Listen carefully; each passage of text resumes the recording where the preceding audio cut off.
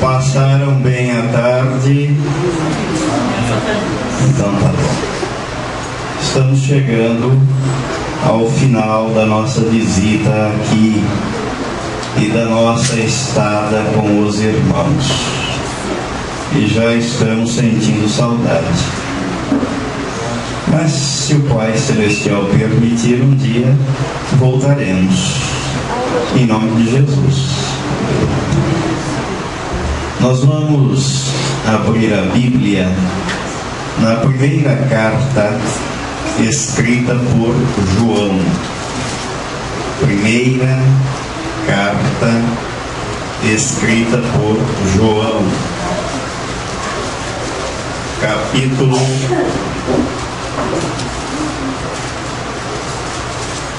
4, versículos 7 até o versículo 9. E eu vou fazer a leitura. Amados, amemo-nos uns aos outros, porque o amor procede de Deus. E todo aquele que ama é nascido de Deus e conhece a Deus. Aquele que não ama não conhece a Deus, pois Deus é amor. Nisto se manifestou o amor de Deus em nós, em haver Deus enviado o seu Filho unigênito ao mundo para vivermos por meio dele. Pai, nós te agradecemos pela tua palavra e por esta noite que o Senhor permite virmos aqui para cultuar o teu nome santo. Recebe a adoração do novo coração que o Senhor nos deu e da nova vida que o Senhor nos deu em Cristo Jesus. E é no nome dele que nós oramos agradecidos. Amém. Eu sempre que pego algum texto para ler, eu gosto de examinar o contexto e os aspectos históricos que eles ajudam na compreensão.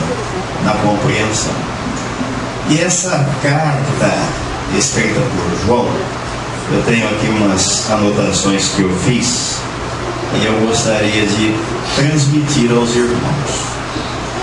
João escreveu esta carta por volta dos anos 90 depois de Cristo.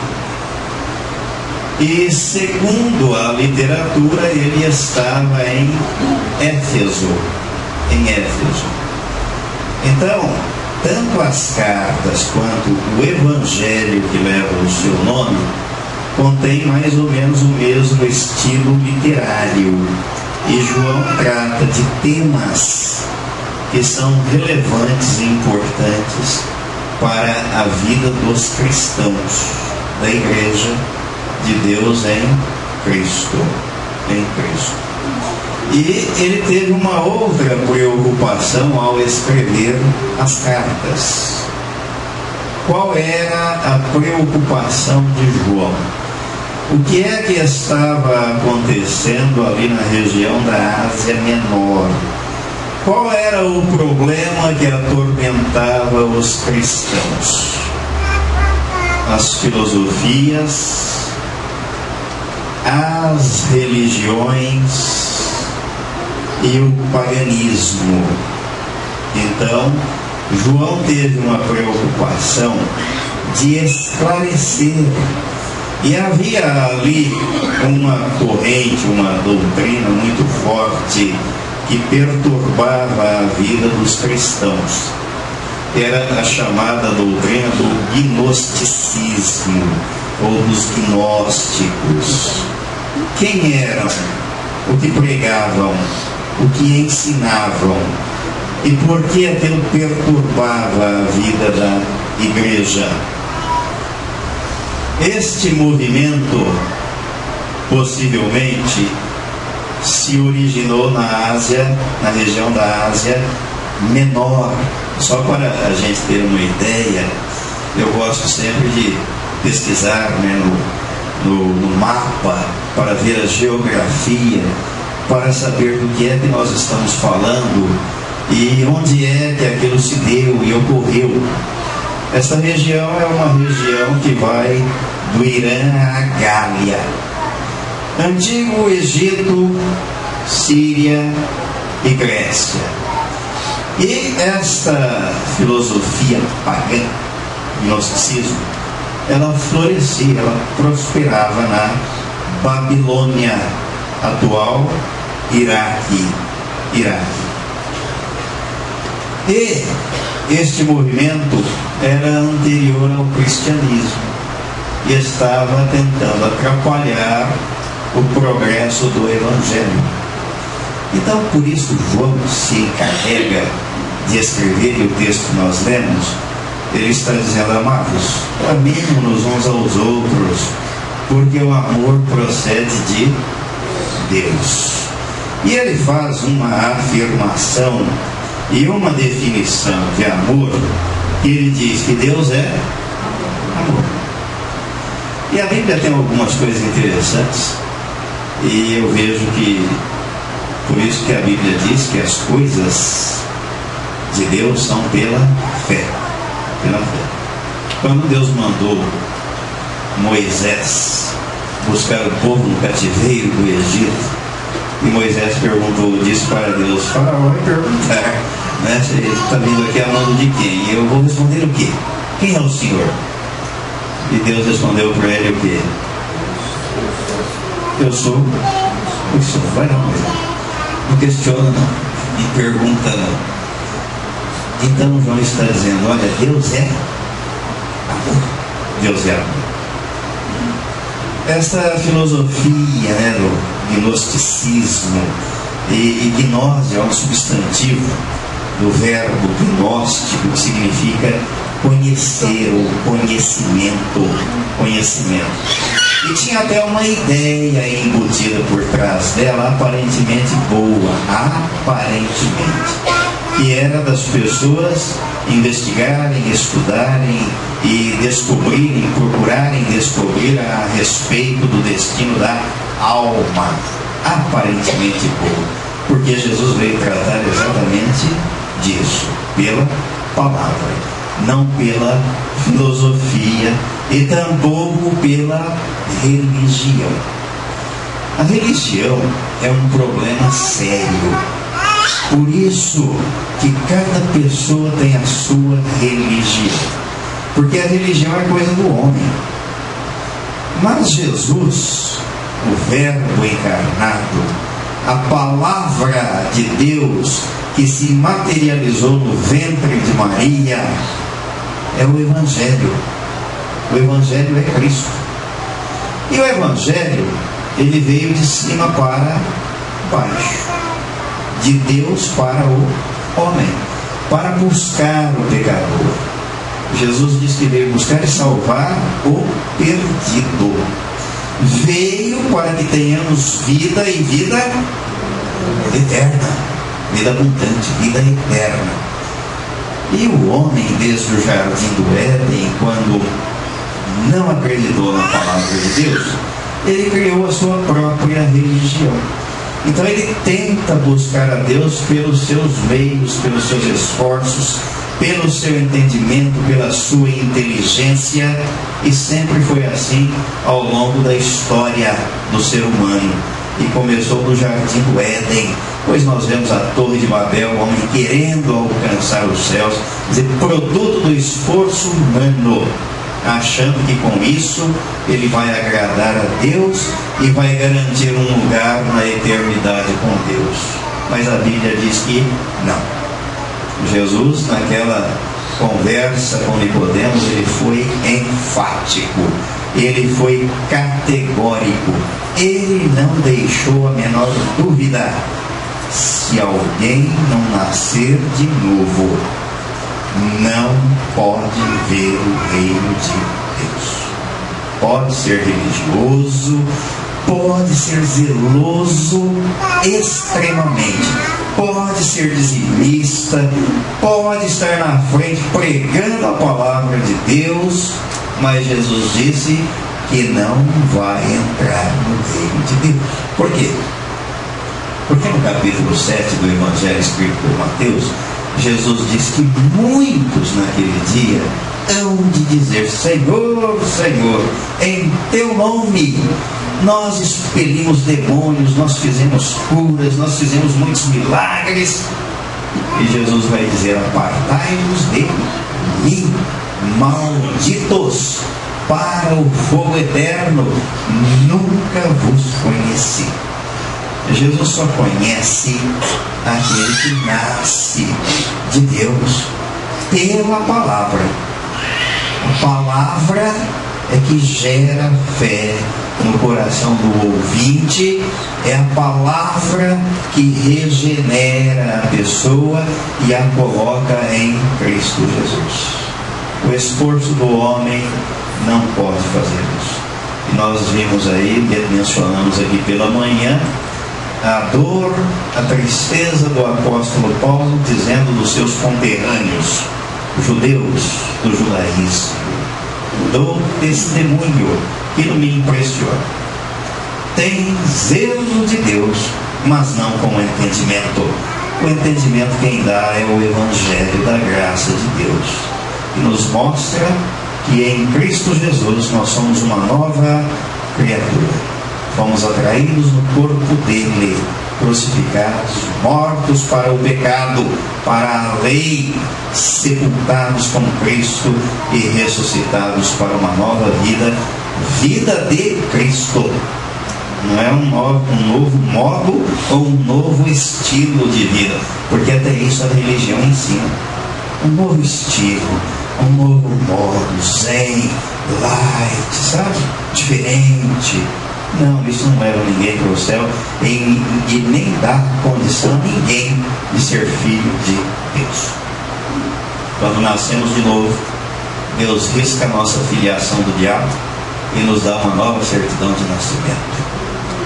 Se fizer o exame de DNA, vai detectar que nas veias agora corre o sangue do cordeiro. É por isso que passa a ser filho. E a religião não consegue fazer isso. A religião é uma artimanha do diabo para manter a pessoa no engano. Ela acha que é, ela pensa que é. E hoje de manhã passou despercebido aqui, e depois eu lembrei naquele texto que nós lemos lá de Romanos 12, o apóstolo Paulo, que ele diz que ninguém pense de si além do que convém. Eu lembro de uma das colocações do pastor Glenn, que ele disse que o negócio mais lucrativo do mundo seria a gente comprar as pessoas pelo que elas realmente valem e vendê-las pelo que elas acham que valem. A gente ia ficar multimilionário, porque as pessoas acham que valem muita coisa. E se a gente comprar pelo que realmente elas valem, elas não valem nada. Porque a Bíblia diz que a gente é menos do que nada.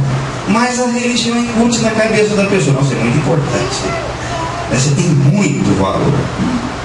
Enquanto que o Evangelho diz que nós nascemos mortos para Deus e precisamos nascer de novo para recebermos a vida de Cristo. Aí sim, vai viver para Deus, senão continua morto para Deus. Feito isso, como a nossa meditação aqui Deus é amor. Eu gostaria de fazer uma pergunta e de obter uma resposta. O que é amor? Qual é o conceito, qual é o significado que a gente tem de amor? Vamos começar por aqui ou lá de trás? Lá de trás. Eu tinha certeza. Então vamos começar lá de trás, de lá para cá. Ou do meio? Do meio. Alguém quer arriscar? Não precisa ter medo de errar, não.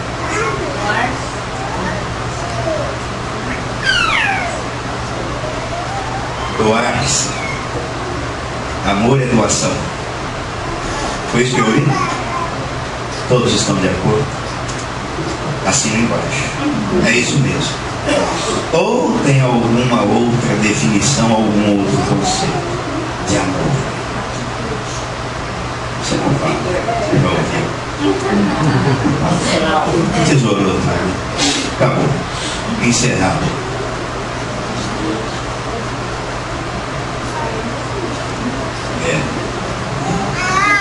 Adão e Eva foram criados para viver nesta dimensão do amor de Deus.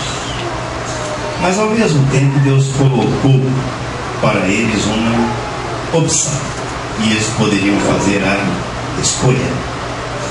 E fizeram a escolha errada. É interessante porque a Bíblia diz que lá no jardim do Éden, a árvore que estava no meio do jardim era a árvore da vida. E a confusão foi tamanha, olha o problema da religião, foi tamanha que a Eva disse assim: não, o Senhor disse que nós podemos comer de todas as árvores, mas a árvore que está no meio do jardim, Deus não falou isso. E ela entendeu isso. E aí entra um problema, porque Deus tratou com Adão, e de certo Adão não explicou direito para ela. E a gente não consegue entender o que é que aconteceu entre o casal. Mas a verdade é que justamente daquela árvore que eles poderiam comer, eles não comeram. Que ela representava a vida eterna. Foram comer daquela que Deus ordenou que não comessem. Do conhecimento do bem e do mal. Então eles fizeram uma opção, uma escolha, e fizeram a escolha errada. Foram excluídos dessa dimensão, da dimensão deste amor, e por isso que a Bíblia diz que destituídos então da glória de Deus, da graça de Deus, o homem continua até hoje vagando, zigue-zagueando pelo mundo. E aí entra um papel fundamental da religião para manter este homem na ignorância espiritual. Mas Jesus não. Jesus é produto da graça e do amor de Deus. Porque Deus amou o mundo de tal maneira. Expliquem para mim como é que é isso. Não tem explicação. Que deu o seu Filho unigênito para quê? Para que todo que nele crê não pereça, mas tenha vida eterna. Oh, Deus. Só Cristo é a nossa vida. Eu não preciso nem falar isso aqui, porque eu acredito que vocês sabem isso aqui de cor e salteado. Só para relembrar, de repente, alguém esqueceu, para trazer à memória. O amor, segundo o dicionário da língua portuguesa, significa afeição profunda, conjunto de fenômenos cerebrais e afetivos, afeto às pessoas ou coisas, segundo o dicionário. O substantivo amor, ele foi decifrado pelos gregos da seguinte forma: eles deram a ele o primeiro sentido de amor, eros, daí a gente vê erotismo, erótico, ou amor entre pessoas do sexo oposto. Se bem que hoje o negócio está diferente, né? Por aí. Depois eles traduziram e definiram também o amor filéu, entre amigos, relacionamentos normais, não anormais. E uma terceira categoria, que essa é do qual a Bíblia trata, que é o amor ágape. Esse é o amor de Deus, é o amor de Deus. Então, este amor de Deus, ele é derramado no coração do regenerado pelo Espírito Santo. Romanos 5,5. Alguém faça a leitura aí, por favor. Romanos 5, 5. Este é o amor de Deus. Ora, a esperança não confunde, porque o amor de Deus é derramado em nosso coração pelo Espírito Santo, que nos foi outorgado. Esta colocação do apóstolo Paulo, ela é muito interessante. Ele não está dizendo que Deus põe o amor no coração do regenerado. Ele está dizendo que Deus derrama o amor no coração do regenerado pelo Espírito Santo que nos foi outorgado. Quando se derrama alguma coisa, não se tem limite da extensão onde aquilo vai cair e vai se esparramar. É assim o amor de Deus. E ele é derramado nos nossos corações pelo Espírito Santo que nos foi outorgado quando nós nascemos de novo. Porque Deus não outorga, não dá o Espírito Santo para a velha criatura, só para a nova. E o versículo 8, o que é que ele diz aí? No versículo 8. Mas Deus prova o seu próprio amor para conosco, pelo fato de ter Cristo morrido por nós, sendo nós ainda pecadores. Meu Deus, hein? Ó. Deus não ficou lá no céu dizendo assim: olha, eu estou vendo vocês aí na terra e eu amo vocês, viu? Saibam e lembrem-se de que eu os amo. Deus prova o seu amor para conosco. Não vou dizer que amo vocês, vou provar que amo vocês. Está aqui o meu filho, para salvar vocês. Prova do amor de Deus. Por aí, nós percebemos e descobrimos uma coisa fundamental: que amor é muito mais do que sentimento ou discurso. Amor é comportamento. Amor é atitude. Amor é escolha. Escolha. Deus escolheu nos amar. Deus teve uma atitude positiva em nosso favor. E não é qualquer atitude que significa ou represente amor. É atitude positiva em favor de alguém. Porque senão o cidadão vai lá dar um tiro no outro, né? Fala, demonstrei meu amor por ele, deu um tiro nele. Isso não é atitude positiva em benefício do outro. Então, amor é aquela atitude que resulta em benefício para o outro. Então, eu li 2 livros interessantes sobre este assunto. E um deles, os dois são americanos, os dois escritores. Um deles chamado James Hunter. Ele escreveu um livro muito interessante, vale a pena ler: O Monge e o Executivo. E neste livro ele diz exatamente isso. Quando Jesus mandou amar os inimigos, aí você logo pensa, mas é difícil amar um inimigo, não é verdade? É difícil. Mas não é. Quando nós compreendemos o significado de amor.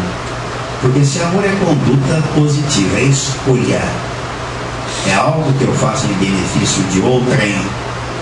Aí o apóstolo Paulo diz lá na carta aos Romanos: se o teu inimigo tiver fome, dá-lhe de comer. Se tiver sede, dá-lhe de beber. Estou amando o meu inimigo. Então, às vezes a gente confunde amor com mero sentimento, quando o amor é muito mais do que sentimento. É atitude positiva em favor do outro. Então dá para amar o inimigo e cumprir o mandamento de Jesus, porque amor é conduta. E o outro escritor, Gary Chapman, ele também escreveu um livro muito interessante chamado As 5 Linguagens do Amor. Nós vamos tratar deste assunto no encontro de casais que teremos lá no próximo dia 30 de maio, se Deus assim nos permitir. De repente os casais estão conversando e não se entendem, porque um fala grego, outro fala russo, um fala alemão, o outro fala japonês.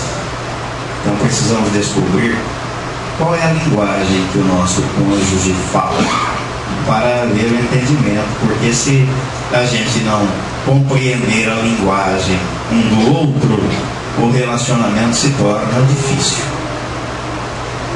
E este autor americano, ele diz assim: amar é escolha que eu faço em relação ao outro. Então pensem bem, às vezes pode soar estranho aos nossos ouvidos. Eu escolho amar alguém.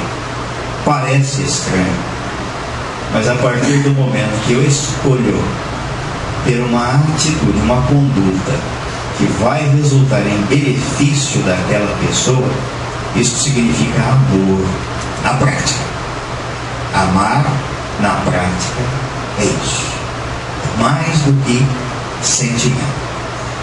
E nós não podemos confundir amor com paixão. São duas coisas distintas. É muito comum a gente ouvir essas expressões, né? Estou apaixonado. Estou apaixonado. Por que a gente não pode confundir uma coisa com a outra? Deus é amor. Deus é eterno. Quer dizer que o amor não acaba. A paixão acaba. Vocês sabem qual é o ciclo de duração da paixão? 6 meses. A senhora aqui está falando, né? Levanta a mão aí. 2 anos. 2 anos. Passaram os 2 anos, acabou a paixão. E aí? E agora? Casaram-se apaixonados, mas a paixão foi embora. E agora? Está perdido? Não. Entra o amor. Entra o amor. Eu já fiz algo. Eu não fiz. Eu já formalizei, instrumentalizei alguns pedidos de separação ou de divórcio como advogado. E o que eu já ouvi nesses 30 anos de advocacia, e sempre fazia pergunta: por que você está separado? E algumas vezes eu obtive essa resposta: acabou o amor. Aí eu dizia: mas a Bíblia diz que o amor não acaba. Mas é o amor de Deus. Aquilo que a paixão tinha poderia ser o amor eros, poderia ser a paixão que acabou. Então, por isso, quando a paixão acaba, deve entrar o amor. Então, primeiro, a paixão, ela é produto do homem. Ela é efêmera, ela passa rápido. O ciclo de duração dela é de 2 anos, segundo os estudiosos. O amor constrói, a paixão destrói. A pessoa apaixonada é uma pessoa séria. Ela idealiza o outro, ela projeta no outro aquilo que ela imagina que ela gostaria. Olha lá, o pastor lá estudou psicologia, né? Esse é o caminho da paixão. Quando ela vê que o outro não é nada daquilo, aí vem a decepção, a frustração. Acabou a paixão. Mas o amor não. O amor constrói, porque o amor, ele não é egoísta. Diz o apóstolo Paulo lá naquela declaração, né, do amor, aquele poema que ele faz sobre o amor na primeira carta aos Coríntios, capítulo 13. Ele diz que o amor não busca os seus próprios interesses. Ele não é egoísta, ele não é ciumento, ele não se ensoberbece, ele não se orgulha. Ele está buscando o interesse do outro. Por isso ele deve ser duradouro, porque Deus é eterno e Deus é amor. O amor vem de Deus, a paixão vem do homem, e ela está ligada ao velho coração. Nova criatura não tem paixão, nem se apaixona. nova criatura ama com o amor que Deus derrama no coração dela pelo Espírito Santo. É uma diferença substancial e fundamental. Fundamental. Muito bem, então vamos caminhar um pouco mais aqui, porque o nosso tempo avança sempre. Avança sempre. Amar é uma ordem divina para a vida. Para a vida. No capítulo 6 de Deuteronômio, versículos 4 a 9, vejam o que é que Deus disse a Moisés para que ele transmitisse ao povo de Israel.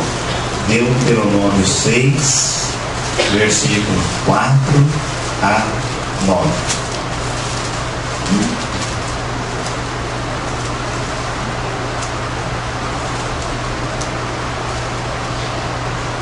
Ninguém comprou? Ouve Israel, o Senhor nosso Deus é o único Senhor. Amarás, pois, o Senhor teu Deus de todo o teu coração, de toda a tua alma e de toda a tua força. Estas palavras que hoje te ordeno estarão no teu coração. Tu as inculcarás a teus filhos e delas falarás assentado em tua casa e andando pelo caminho e ao deitar-te e ao levantar-te. Também as atarás como sinal na tua mão, e te serão por frontal entre os olhos. E as escreverás nos umbrais de tua casa e nas tuas portas. Amarás o Senhor teu Deus de toda a tua alma e de toda a tua força. E quando nós dissemos que amor é uma atitude de escolha, vejam que o próprio Deus se encarregou de transmitir isso a cada um de nós. Deuteronômio, capítulo 30, versículos 19 e 20.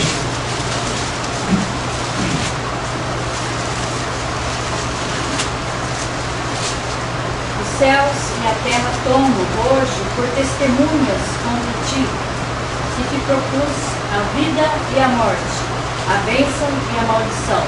Escolhe, pois, a vida para que vivas, tu e a tua descendência, amando o Senhor teu Deus, dando ouvidos à sua voz e apegando-te a Ele, pois disto depende a tua vida e a tua longevidade, para que habites na terra que o Senhor, sob juramento, prometeu dar a teus pais, Abraão, Isaque e Jacó.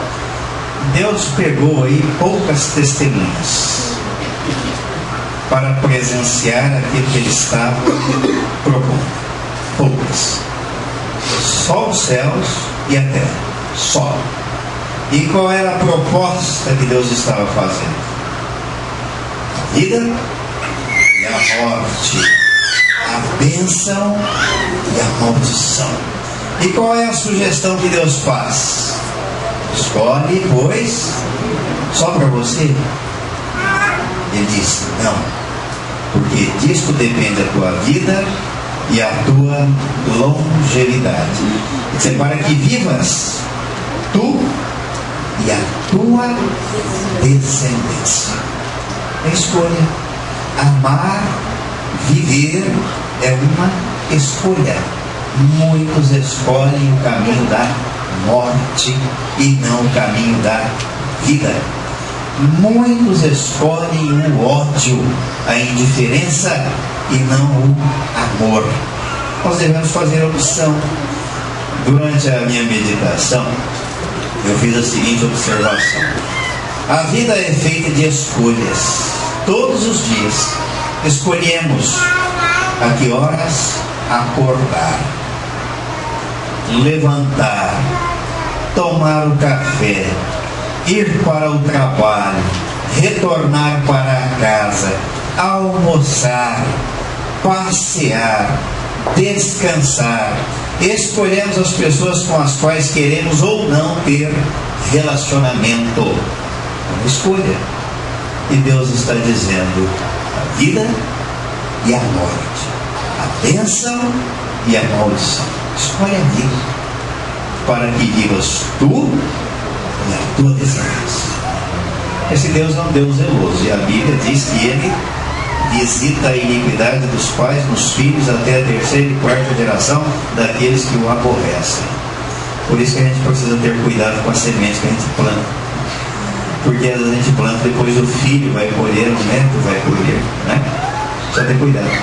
E às vezes a gente planta e depois não quer fazer a colheita, ou planta limão que é azedo e quer colher laranja. Não vai dar, vai colher limão duro, né? Mas Deus é um Deus também que Ele é muito caprichoso. Diante dessa escolha, dessa proposta que Ele está fazendo, às vezes Ele manda alguns sinais para saber se de fato estamos fazendo a escolha por Ele ou estamos fazendo escolhas por interesses contrários à sua palavra. Porque no texto que nós lemos aí de Deuteronômio 30, ele faz algumas colocações fundamentais. Olha: amando o Senhor teu Deus, dando ouvidos à sua voz e apegando-te a Ele. E o que a gente mais vê são pessoas que não estão interessadas em amar o Senhor, em se apegar ao Senhor, em dar ouvidos à voz do Senhor. Elas amam as coisas que o Senhor dá. Elas dão ouvidos a tudo quanto são vozes estranhas, menos a voz do Senhor. E não se apegam ao Senhor, se apegam às coisas. Então Deus manda de vez em quando para isso e para estes alguns sinais. Querem ver? Deuteronômio capítulo 13, versículos de 1 a 3. Vejam aí como é que o Senhor faz.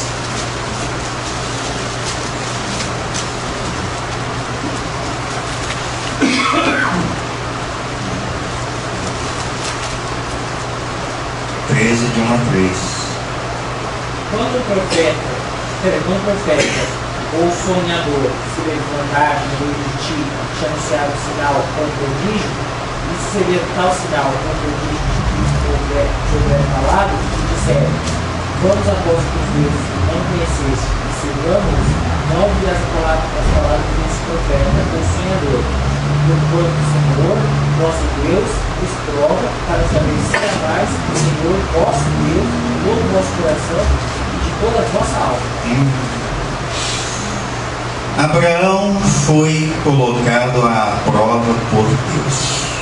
Sai da sua terra, sai da sua parentela e vai para um lugar que te mostrarei. Não discutiu, não perguntou, não questionou. Por isso ele é tido na Bíblia como o pai da fé. Caminhou, Deus falou, vou acreditar e vou fazer exatamente conforme a palavra dele me determina. E caminhou pouco tempo para que Deus cumprisse a sua promessa. Só 25 anos, né? Só. Na estrada que não tinha asfalto, sem carro com ar-condicionado, poeira, sol escaldante, habitando em tendas, 25 anos, para Deus cumprir aquilo que prometera a ele. Chega na hora H, Deus lhe concede o filho da promessa, que não era o da escrava, porque o da escrava, Agar, o resultado está lá no Oriente Médio até hoje, né? Os descendentes de Ismael. Então concedeu Isaac a bênção. Agora, Abraão, pega o seu filho, vai lá no Monte Moriá, em Jerusalém, Monte Moriá, vai lá e oferece o seu filho em sacrifício. Ele também não discutiu com Deus. Ele não falou: mas o senhor me deu o menino, agora o senhor quer que eu sacrifique? Não. Por que ele não discutiu com Deus? O autor da carta aos Hebreus diz que ele considerou que Deus era poderoso até para ressuscitar o menino, prefigurando com isso o Cordeiro de Deus. Cordeiro de Deus. Então ele falou: Deus colocou a fé daquele homem à prova. Então Deus prova a nossa fé. Você está me amando, está se apegando a mim por amor e com amor, ou por interesse? Vou mandar um profeta aí no meio de vocês que vai fazer milagres e sinais, como hoje, um punhado por aí. Quero saber se realmente, onde é que está direcionada a sua escolha, a sua busca, a sua fé. E Deus está dizendo então que esse profeta vem para realizar sinais e prodígios. E Deus quer saber se nós o amamos de todo o nosso coração, de toda a nossa alma e de todo o nosso entendimento. A Bíblia diz que o justo caminha pela fé e não caminha por aquilo que ele vê. É pela fé. Deus falou, falou. Não quero saber como, que jeito. Ele falou. Eu creio. Está escrito, está escrito. Só a pessoa regenerada tem esta natureza para obedecer, para crer e para descansar. Aí no mesmo livro de Deuteronômio, agora no capítulo 5, no versículo 29, Deus faz este desabafo. 5:29. Quem dera que eles tivessem tal coração que me temessem e guardassem todos os meus mandamentos todos os dias, para que bem lhes fosse a eles e a seus filhos para sempre. Quem dera que eles tivessem tal coração, que me temessem. Tudo que Moisés dizia ao povo, o povo dizia: não, assim nós vamos fazer. Pode ter certeza. Não fazia coisa nenhuma, porque a natureza não permitia, o coração não permitia. Por isso que a proposta do Evangelho é trocar este coração, que é um coração interesseiro, egoísta, de uma natureza perversa e maligna, pela natureza divina. Porque na nossa ressurreição junto com Cristo, Deus implanta em nós a natureza dele, divina. Aí ele derrama do seu amor neste novo coração. Então este novo coração é capaz de amar o Senhor, se apegar ao Senhor, dar ouvidos à voz do Senhor. E jamais ele incorrerá no engano. Jamais. Porque o mestre infalível, chamado Espírito Santo, ele guia o Filho de Deus. Ele guia. E olha, façam uma experiência com Deus, uma oração, todos os dias, assim, bem simples. Senhor, não me deixe ser enganado. Em nome de Jesus. E vocês vão ver, jamais serão enganados. Porque o espírito de engano está por toda parte. E às vezes Deus até manda para nos provar, para testar. Mas se você está clamando a Ele, Ele não vai permitir que você seja enganado. Jamais. Quero terminar aqui porque o nosso tempo hoje é curto, né? O pastor está dizendo que não, mas eu estou dizendo que sim, porque eu preciso retornar para Ribeirão, né? E ainda hoje, se Deus quiser. E não só por isso, porque eu fiz a proposta ontem à noite, ninguém aceitou, então eu preciso terminar realmente dentro de uns 40 minutos, né? A proposta era se estender até meia-noite, ninguém concordou. Como identificar o verdadeiro amor? Primeiro, o amor é fruto do Espírito Santo. Se é fruto, é Ele quem gera esse fruto no coração da pessoa regenerada. Segundo, ele é derramado no nosso coração pelo Espírito Santo. Terceiro, ele é mandamento de Jesus. Mas que mandamento gostoso, né? Evangelho de João. Evangelho. Capítulo 15. Capítulo 15. Capítulo 15. Versículo 12. O irmão leu o texto aqui, né? O meu mandamento é este: que vos amei uns aos outros, assim como eu vos amei. Este é o mandamento. E Jesus disse que se não for assim, dificilmente seremos conhecidos como discípulos dele. Capítulo 13 de João. versículo 34 e 35. 34 e 35. Um novo mandamento vos dou: vos ameis uns aos outros, como eu vos amei a vós, e também vós uns aos outros vos ameis.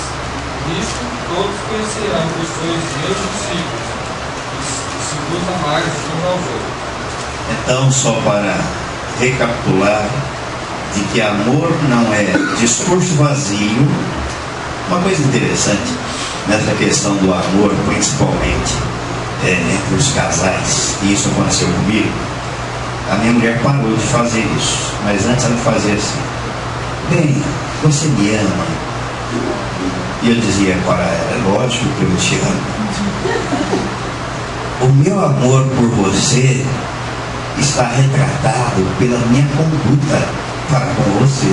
Isso é amor. Mas as mulheres gostam de ouvir, né? Bem, eu te amo, né? Elas gostam de ouvir. Mas tem muito malandro que diz para a mulher: bem, eu te amo, só da boca para fora. E o verdadeiro amor é aquele que Deus derrama aqui no coração e que vai se expressar em atitude positiva para com o outro, para com o outro. Então, este é o amor que Jesus está dizendo: olha, nisto conhecerão todos que sois meus discípulos, se tiverdes amor uns aos outros. E como é que as pessoas vão saber? Vendo a nossa conduta de uns para com os outros. Se no mundo as pessoas se mordem, se matam, se engalfinham, no reino de Deus as pessoas se amam. Elas querem o bem umas das outras. Amar ao próximo como a ti mesmo. É verdade que tem muita gente que não sabe o que é isso e nem tem amor próprio, nem se ama, se destrói. Então não vai conseguir amar o próximo. Mas quando Deus regenera e troca a natureza dessa pessoa e derrama do seu amor no coração dela, então ela vai amar o próximo, vai amar o inimigo, vai amar os amigos, vai amar os filhos, vai amar o patrão, vai amar o empregado, com o amor de Deus, querendo sempre o melhor para o outro.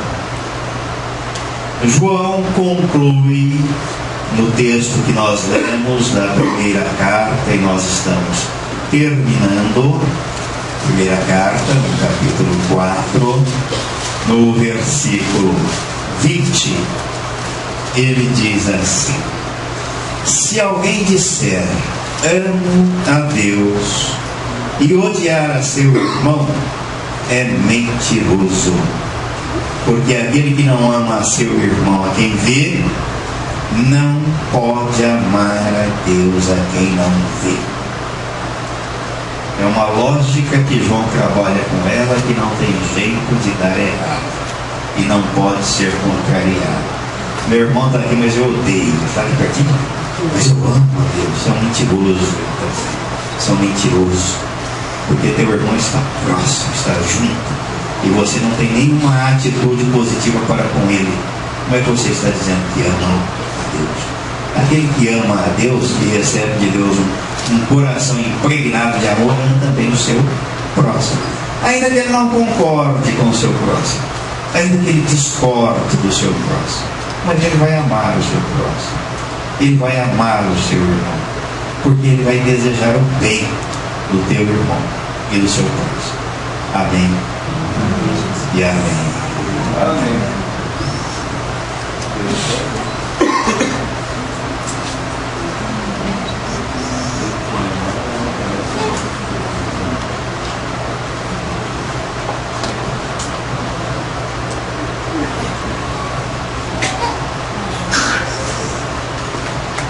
Bom, nós vamos mais uma vez hoje aula.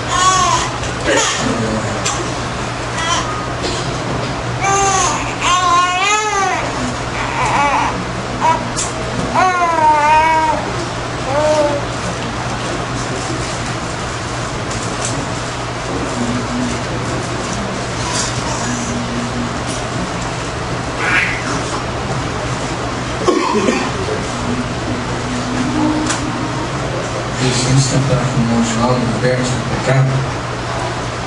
Nós vamos orar e encerrar esse momento de culto.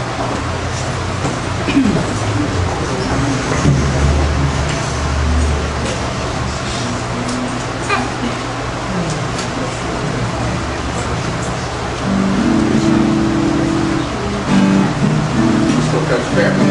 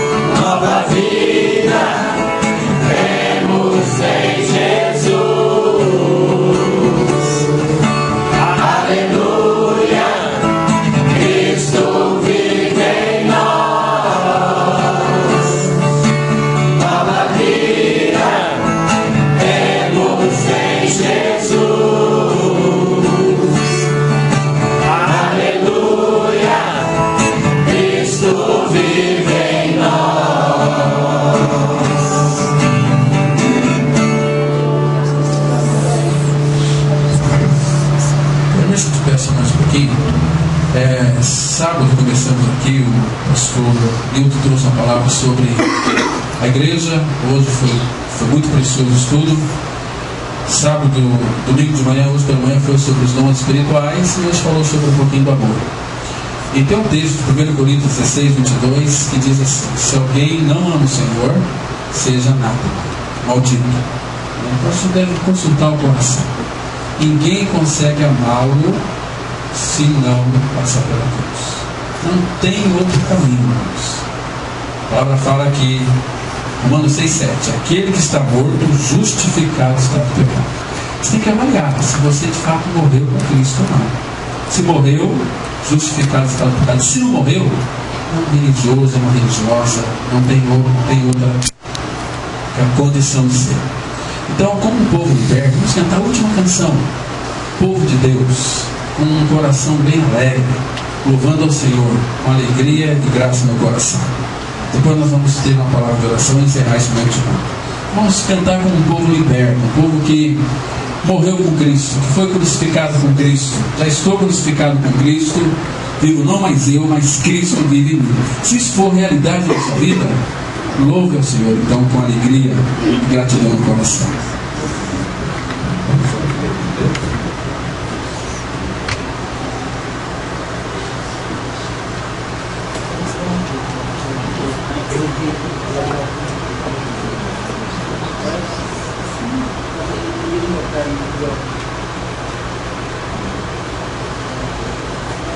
Pastor, nos pegou de surpresa, irmãos. Glória a Deus por isso, né?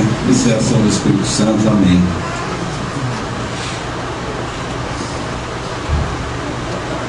O soldado, quando está, tem que estar preparado sempre, né?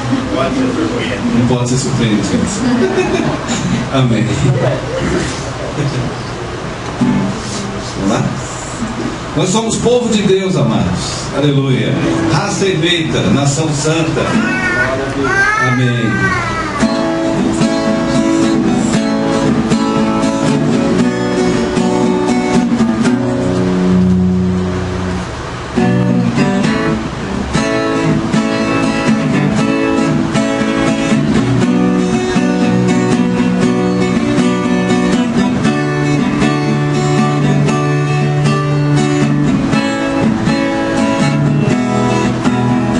Somos raça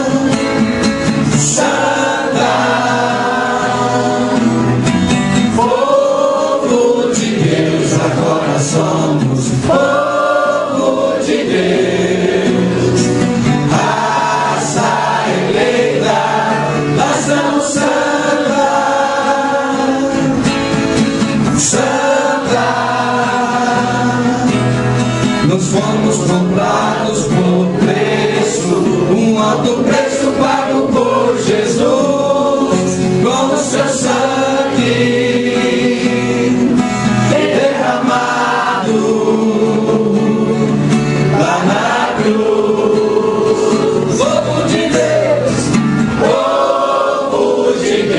agora somos povo de Deus, raça eleita, nação santa, santa, povo de Deus, agora somos povo de Deus, aleluia. Nação santa,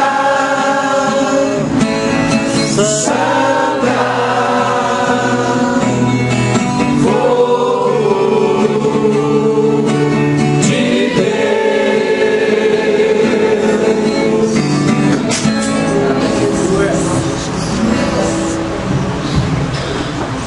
Podemos assentar-nos. Quero agradecer o irmão Reginaldo. E se alguém, por exemplo, ainda não tem o CD do irmão Reginaldo, passa depois o nome para o diácono Adalto. Ele vai estar providenciando um CD gratuitamente, ok? Reginaldo, Diego, muito obrigado, viu, pela estadia aqui que passou tão rapidamente. Deus continue abençoando sua vida ricamente.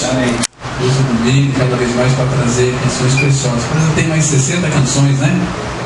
Logo saiu outro CD, se Deus quiser. Deus. Pastor Nilton, muito obrigado, irmão, por esse tempo aqui. Foi muito precioso. Uma alegria para nós. Estamos muito edificados, né? Desde sábado pela igreja. Estudo precioso. Hoje pelos meus dons espirituais. Agora falando sobre o amor. Muito obrigado. Tá? Queria que o irmão viesse até aqui à frente. Vamos orar. Vocês vão viajar agora para Ribeirão Preto. Esse baixinho aqui vai ficar até amanhã cedo, né? Então, Diego, vem aqui também, nós vamos falando. Terei a esposa do pastor Milton. Preciosidade. Irmão Joaquim vai estar orando, irmão. Para que Deus os guarde esses meninos na viagem de retorno. Foi um prazer. Eu recebo um abraço dessa igreja, né, que aprendeu a amar também, né? Nós amamos ao Senhor, amamos também esses irmãos. O Joaquim vai estar orando. Aí depois, todos são convidados para ir no fundo, tomar um cafezinho, um refrigerante, um biscoitinho. E antes de sair lá para o fundo, dê um abraço aí, aperta na mão do seu irmão, amarrota a camisa dele, certo? O Joaquim vai estar orando. Pai, nós te agradecemos por esse dia que tivemos aqui de convivência com esses amados irmãos. Amém. A tua graça, a tua providência que nos traz eles aqui, para que nós possamos desfrutar da comunhão deles. Pedimos ao Pai por guardes no retorno aos seus lares, que eles possam, Senhor, estar cada vez mais firmados na tua graça. E sendo usado por ti para trazer essa mensagem maravilhosa do Evangelho. Amém. E Cristo nos resgatou, nos fez morrer nele e ressuscitamos com ele. Nós te damos graça por isso, pela tua graça e pela tua misericórdia para todos. Em nome de Jesus que nós oramos e te agradecemos. Amém. Amém. Eu também quero agradecer aos irmãos pela acolhida. O casal que nos recebeu ali, eu fiquei até constrangido, sabe? É muita mordomia, né? Deus tem essas coisas reservadas para os seus filhos, sabe? É muito gostoso, né? Desfrutar dessa comunhão com os irmãos.